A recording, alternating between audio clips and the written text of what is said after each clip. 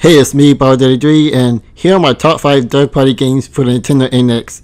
These are the games that I think Nintendo should team up with the third-party companies in order to gain back third-party support. Now, before I begin, I just want to state that these are just my crazy opinions. I don't actually expect these games to actually be made, but I thought this would be a fun video to make and give Nintendo some ideas what to do. With that being said, let's begin. Number 5 is a direct sequel of Rayman Legends. Rayman Legends was originally going to be exclusive for the Wii U, but the sales of the Wii U wasn't so great, so it became a multi-platform game so it can sell better. Since Ubisoft seems to be afraid of making another Rayman game, probably because of low sales despite making about 2 million combining every version, Nintendo can make a deal to publish the game, give the developers permission to make stages based on Nintendo franchises, and make a Rayman amiibo that can be used on other Ubisoft games. All Ubisoft needs to do is reuse the same game engine and pretty much crank up the fun to 11. Number 4 is a Megaman Online revival. Capcom canceled a lot of Megaman games, and I think Nintendo should help them by bringing back one of them, and Megaman Online would be the perfect one. Now, this is a big one, so I also recommend Nintendo to hire Ray Ford, who is an expert at 2D platformers, to develop it. Now, I don't expect it to be a big game like Capcom originally wanted it to be, or at least I assume that they wanted it to be a very big game, but Nintendo could treat it like, Splatoon and add new updates every week.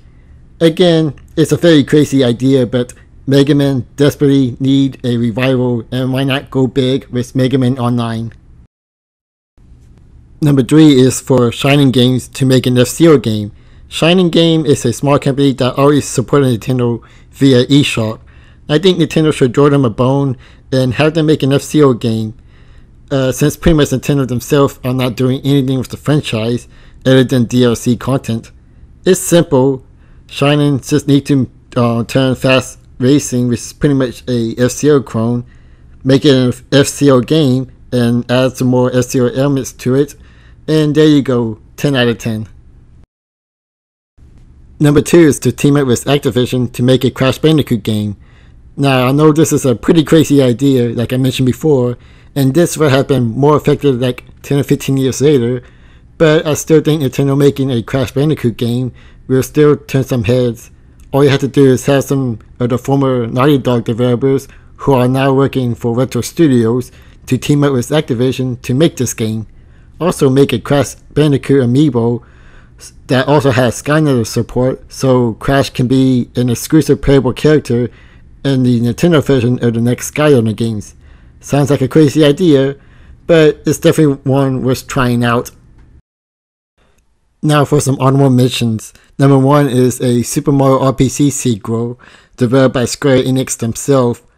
I know this is not going to happen, but again, a gamer can dream. Number 2 is a port of Pokken Tournament, which is developed by Namco. This is the most obvious and probably the most likely that is actually going to happen.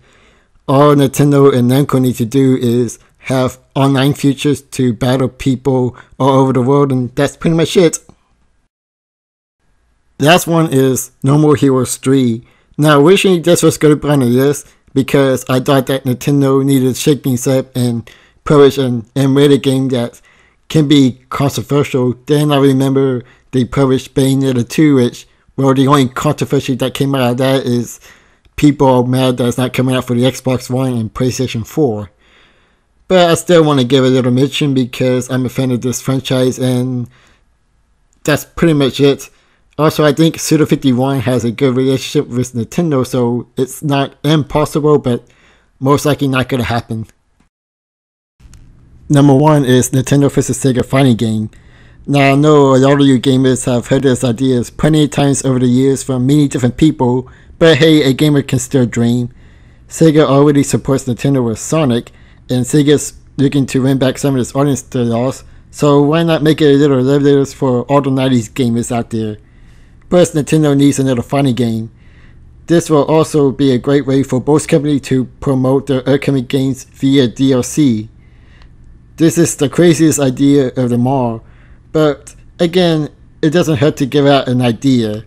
So I hope Nintendo, well, I know Nintendo's not going to be watching this, but I hope at least maybe 2 of the games will come out that can become true. But again, I can hope. This is me, Barber33, and have a nice day.